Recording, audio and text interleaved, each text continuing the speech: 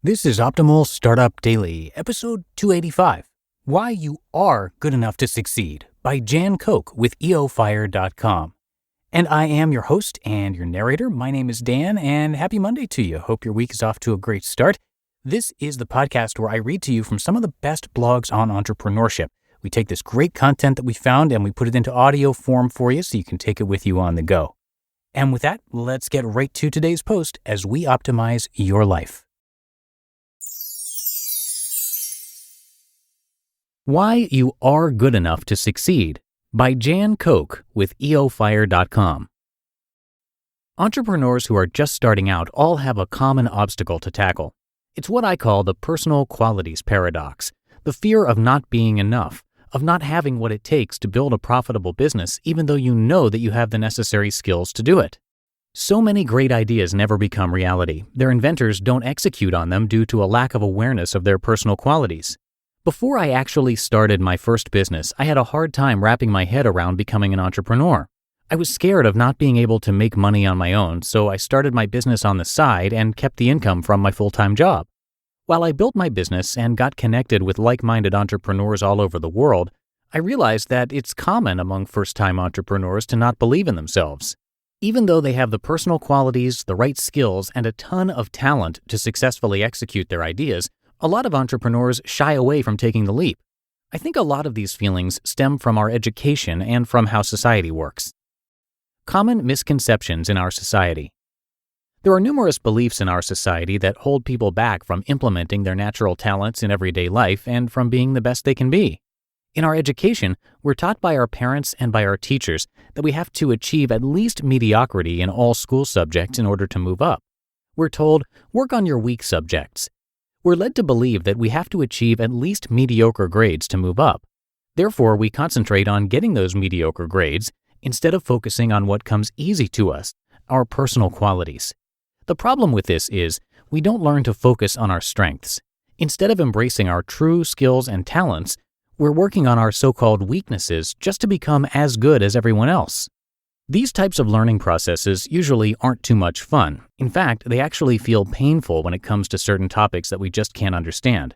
It makes us feel stupid, which in turn puts our mind in a loop of negative thoughts. As a result, we don't pay attention to those things we're excellent in. However, if we actually start paying attention to growing our true skills, then we begin to stand out from the masses. Some people will try to pull us back down to mediocrity so we can again start to focus on those topics we aren't that great in. Beware. This is only meant to discourage us. Quote, "The nail that sticks out gets hammered down." Japanese proverb. And this is what I feared before I started my business. My goals were outstanding, much like the goals of most successful entrepreneurs, yet I was afraid to stand out from the masses, even though I knew that I'd have to stand out in order to get where I wanted to be.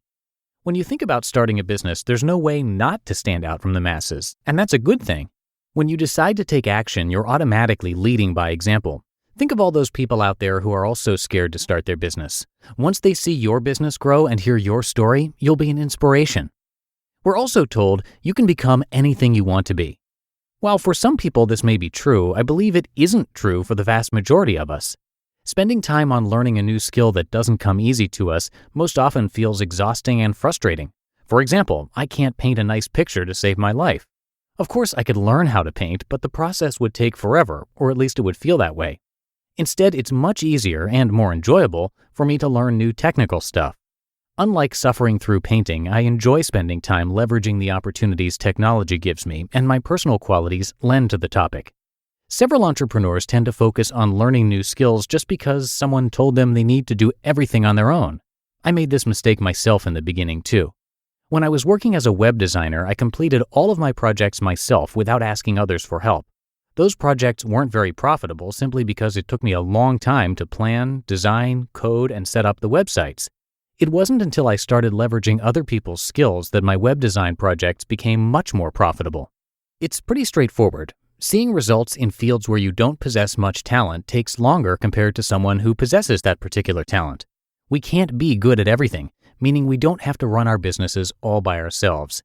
Instead of desperately trying to acquire a skill that's just not right for you, become aware of your personal qualities and concentrate on growing those. It's your personal qualities, your talents, that give you your competitive advantage. Empowering your strengths. You are good enough simply being who you are because your talents and your history make you unique. When you build a business based upon your talents and your history, there's a high probability that others, your target audience, will resonate with you. Those people who have similar experiences or who face similar problems will feel a connection with you, making it likely that they'll grow to know, like, and trust you and eventually buy from you. In order to build a profitable business, you need to focus on and believe in your strengths. Once we become aware of and start to utilize our true strengths, we are all good enough simply by being who we are. Think about the first day you entered the field you wanted to start your business in. What events happened in the past that allowed you to either grow your knowledge, gather practical experience, or showcase your skills? Probably many. This expertise only comes naturally to you because you're used to knowing what you know, but you've forgotten along the way how much work it actually took to gather your knowledge. Remember to embrace your skills. Others don't know what you know. There's no reason to focus on things you aren't good at because those things will never be the foundation of your business. There's no need to spend time worrying about what you're not good at because you can get help from others and leverage their strengths. And there's definitely no reason to feel that you're underqualified because you'll never feel 100% qualified and ready to start your own business. Instead of worrying that you might be that nail standing out, embrace your strengths in order to stand out even further. There's no need to do everything on your own.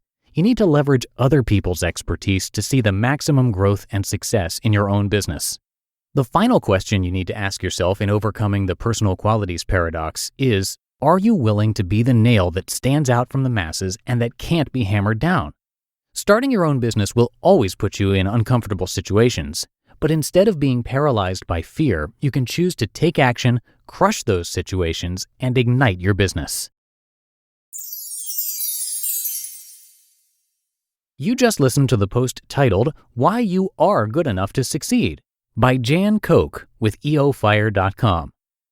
Let's pretend for a moment that you're about to launch a campaign. It tested well, your entire team is happy, everything's going according to plan. Except for that one thought in the back of your head. How do I ensure the people I want to target will be in the mindset to receive my message? The answer? LinkedIn. Because when you market on LinkedIn, your message reaches people who are ready to do business. And that means your advertising campaign will work as hard as it can as soon as you launch it. It's no wonder that over 78% of B2B marketers use LinkedIn to achieve their lead goals. Now, for us, LinkedIn made it so easy to engage with podcast networks and fellow podcasters when we started out. We networked with people with similar interests and connected with them through LinkedIn groups.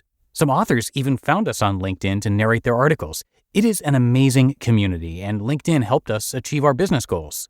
Do business where business is done. Get a $100 advertising credit toward your first LinkedIn campaign.